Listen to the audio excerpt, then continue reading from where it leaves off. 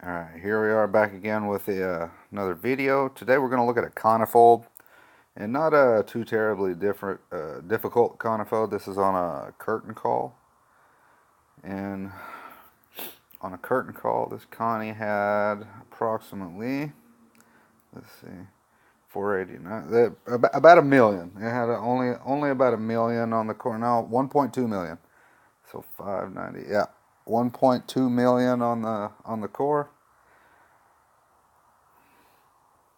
On curtain call, and there's a couple of different ways to skin a conifold, and we're going to look at one particular way today, which is with a hero, because there are a couple of different paths you can take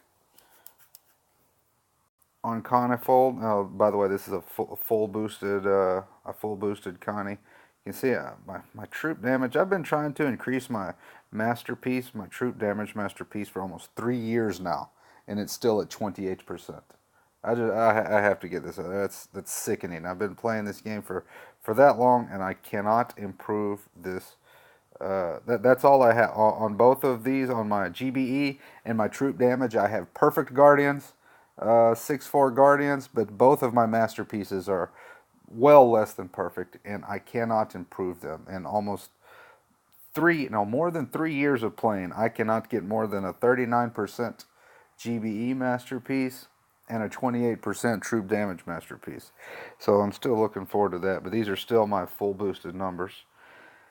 And today we're going to look at, like I said, the path, flare points, and pathing for taking the hero with you. Now there's a couple of different paths you can take without the hero.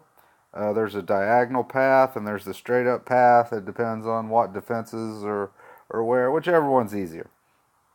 Now, a lot of people that are, I guess, not very experienced, will look and see all these rockets around the core and freak out or something, because these are typically cannons with a sniper tower or two mixed in. But this is actually better, I think, because we're gonna be standing in the safe zone of four of these rockets. Well, five of these rockets. So all I really have to shock up here, the only shocks I have on this core, these four rockets, and this shock launcher, and this rocket up here above the core, because there's nothing else in range. Now, what we're going to do with the hero, well, without the hero, typically we will flare. We'll throw a long flare up here in this corner, and walk straight up without. It'll take two long flares because your flare will expire.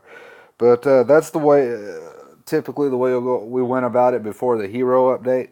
But since the hero update, since brick is so much faster than your Zookas, you always have to have an old man flare or an intermediate flare to allow your troops to catch up with brick, or else brick will get so far ahead. And if you want to keep her under smoke and keep her alive, your smoke will start expiring on your Zookas behind her. She'll get that far ahead of them, to where if you try to keep her under smoke, your smokes are going to start expiring even before your Zookas get out from under them.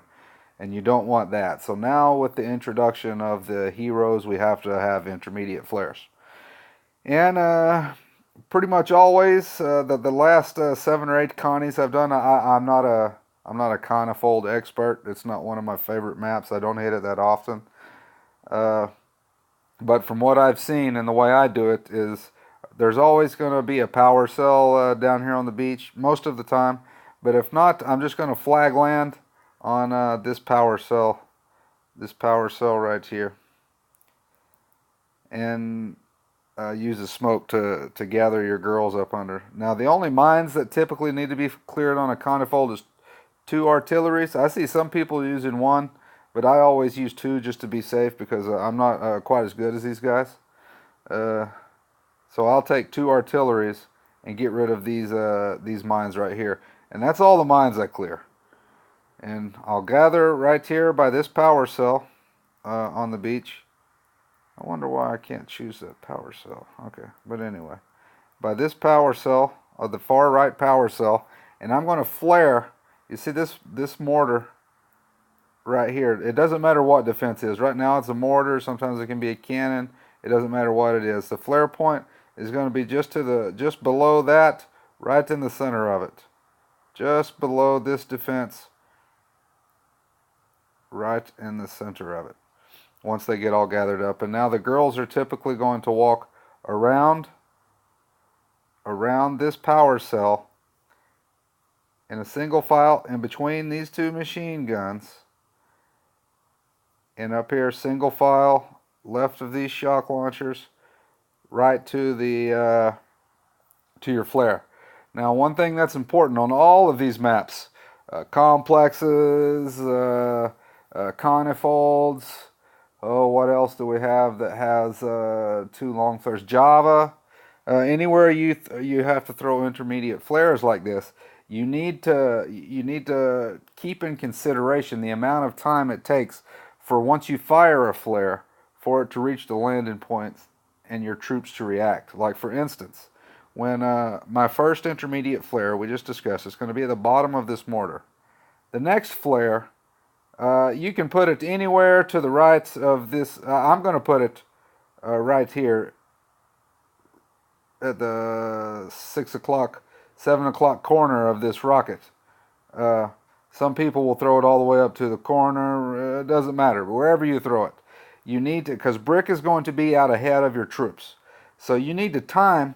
You need to, whenever you throw that flare, you need to time it so that flare lands about the time that your troops are going to have caught up to brick, because you don't want to allow them to reach this intermediate flare or to reach brick and begin spreading. You don't want any of your Zookas to stop. You want them to continue on the move, to keep them in that single file, nice tight line. You don't want them to reach this flare, this intermediate flare, and start to spread and then reflare, because you're going to lose some more than likely. So, and once our girls get up here and they reach this flare, we're gonna double smoke. We're gonna double smoke on the end, and you'll see they're all, pretty much always. It doesn't matter how many defenses there are around here. There's pretty much always going to be this gap. You'll see in between these two rockets and this rocket, this little gap right up here, and this is where our final flare point is going to be, right in this gap. And double smoke landing, flare in that gap, and flare the core, and then shock. So now let's have a look at it in real time. Clearing the mines.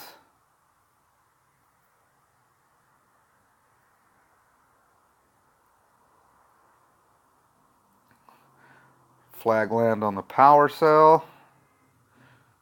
Throw a smoke before they start destroying the power cell.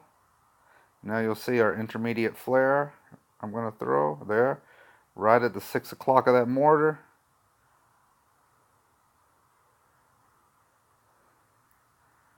And you always have to remember on these long maps, you need to get your smokes out early, because brick, and you don't want your troops to. That's one of the biggest mistakes I see, is people not smoking quick enough, and I don't understand why, because they do it every single time. It's a very consistent problem they have. They don't smoke quick enough. You don't want to lose all these rocket delays and get roasted because of simple stuff like this. On these, whenever we're getting to the back of a map, like these conifolds, let's take a look at the shocks. And 1, 2, 3 shocks,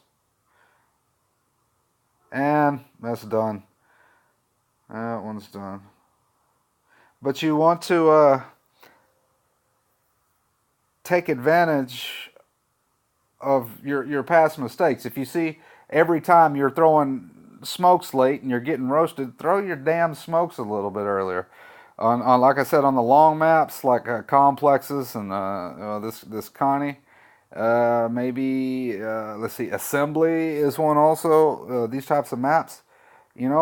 Throw your next smoke when they're starting to enter the prior smoke.